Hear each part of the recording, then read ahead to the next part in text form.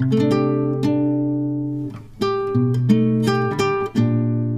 الرحيم. السلام عليكم ورحمة الله وبركاته. عاملين ايه يا حبايب قلبي؟ ان شاء الله تكونوا بخير وسلام.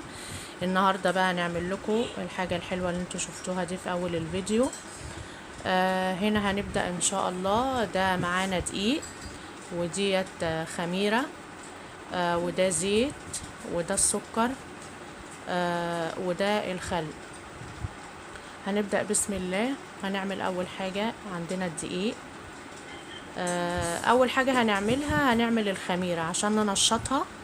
احنا معانا مقدار السكر 5 معالق كبار، هنحط 2 منهم على الخميرة زي ما انتوا شايفين كده.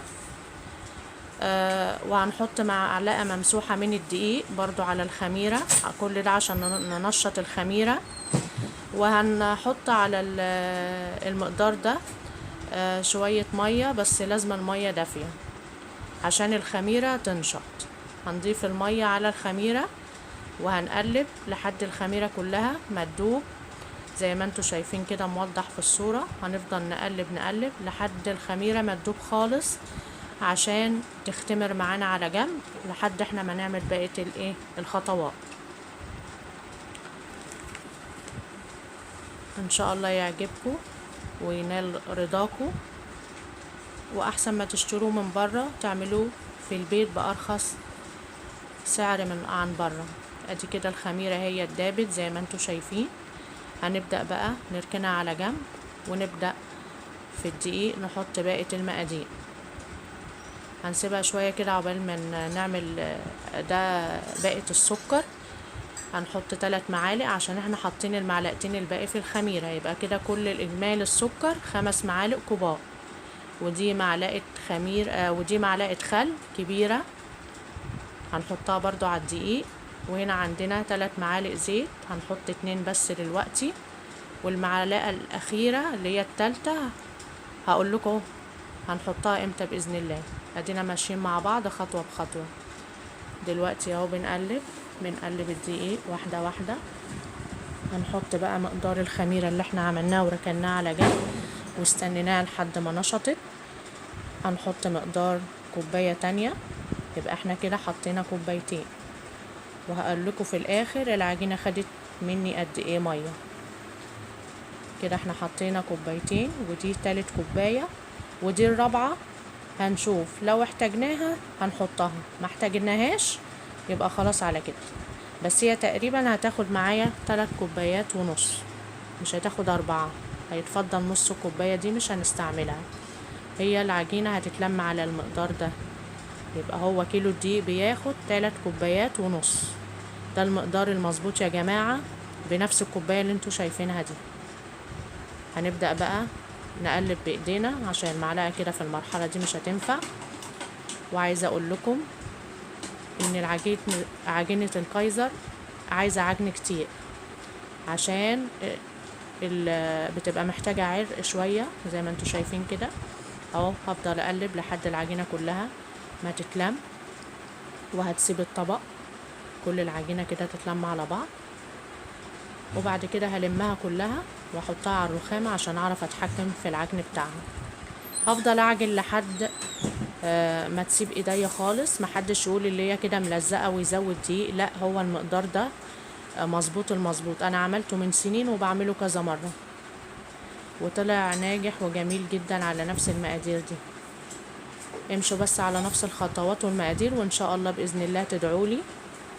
وعايزة منكم دعوة حلوة اهو. زي ما انتوا شايفين انا عمالة اعجن فيها اهو والم لحد ما تتلم وتسيب ايديا كلها اهو زي ما انتوا شايفين اهي. بصوا هي بقت بالطريقة دي، اتلمت اهي، بس بتلزق شوية، بتلزق خفيف. هو ده الطريقة الناجحة عشان تطلع مني في الاخر ان هي طرية. ودي المعلقة الزيت اللي احنا قلناها هنضيفها في الاخر خالص.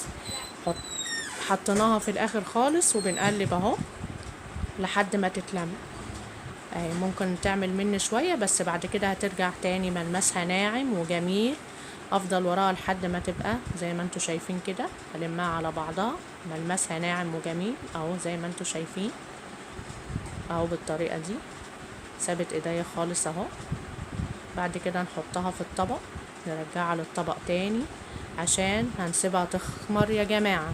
لازم تخمر في المرحلة دي، هنغطيها لحد ما تخمر ولمدة نص ساعة كده، ساعة، لحد ما الطبق يتملي بالطريقة اللي انتوا شايفينها دي. بسم الله ما شاء الله. وبعد كده هنبدأ بقى نقطع فيها، وده عندنا صاج مدهون. هنبدأ بقى نقطع كور فيها، ننزل الخمر الأول وبعد كده نبدأ بقى نقطعها الكور كده على قد المقاس اللي انتوا عايزينه. انا كده لميتها اهو، ولازم انا اعين الخمر منها وابدأ اقطعها بقى كور صغيرة اهو. حاسين ان هي بتلزق في الايد، بس هي لازم كده عشان في الاخر تطلع مننا طرية وجميلة وهشة من جوه. انا هبدأ اهو، دي صاد مدهون زيت.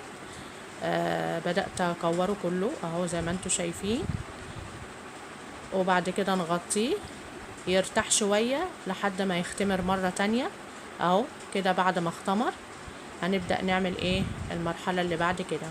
ده عندنا لبن عليه معلقة سكر صغيرة، وهندوب فيه في اللبن السكر، وهنجيب فرشة ونبدأ ندهن الوش. ده بديل لو انتوا عايزين مثلا صفار بيض يمشي، ممكن معلقة نسكافيه على شوية مية يمشي، ممكن معلقة عسل اسود برضو نخففه بشوية مية. كل ده يا جماعة بيدي لمعة زي بتاع الفرن بتاع بره بالظبط. هنبدأ ندهن كله كده زي ما انتوا شايفين. لو حابين في المرحلة دي ترشوا سمسم حطوا سمسم، بس انا بصراحة ما كانش عندي في الوقت ده فانا عملته كده سادة. بعد ما ندهن كل الوش، وبالراحة يا جماعة وانتوا بتدهنوا عشان الخمر ما يهبطش منكم تاني. هنبدأ ندهن كل الصاج كل المقدار اللي عندنا، وبعد كده نبدأ ندخله الفرن. هتشوفوا دلوقتي المرحلة اللي هو بعد ما استوى وجا من الفرن. هتشوفوا بقى الجمال والحلاوة دلوقتي. احنا دلوقتي بندهن كله اهو. بدأت ادهن كله كده الصاج كله اوديه الفرن اهو. شايفين يا جماعة بسم الله ما شاء الله بعد السوا عامل ازاي. هتشوفوا دلوقتي لازم نبخ بخاخة مية اول ما يطلع من الفرن، ونغطي بفوطة وبعد الفوطة كيس، ونسيبه شوية بتاع 10 دقايق. بعد كده نكشف عليه اهو زي ما انتوا شايفين. شايفين بقى، شايفين بسم الله ما شاء الله طار ازاي وهش ازاي. هتشوفوه من جوه، بفتح لكم واحدة اهي. شايفين القعر محمر وحلو ازاي، شايفين التسوية. انا في اليوم ده بقى كان عندي شاورما، فقلت احشهولكوا كده شاورما واوريكوا ان هو ممكن يستخدم في الشاورما. ديت سلطة طحينة كنت عاملاها، واللي جنبيها دي سلطة بيضة، ودي الشاورما نفسها. انا كنت في اليوم ده عاملة شاورما. حطيت شوية شاورما اهو زي ما انتوا شايفين كده موضح. ونحط شوية، كان عندي بطاطس برضو محمرة حطيت شوية جنبيه، وده الصوص الابيض برضو حاجة كده زي الطحينة بعملها في البيت. والسلام عليكم ورحمة الله وبركاته.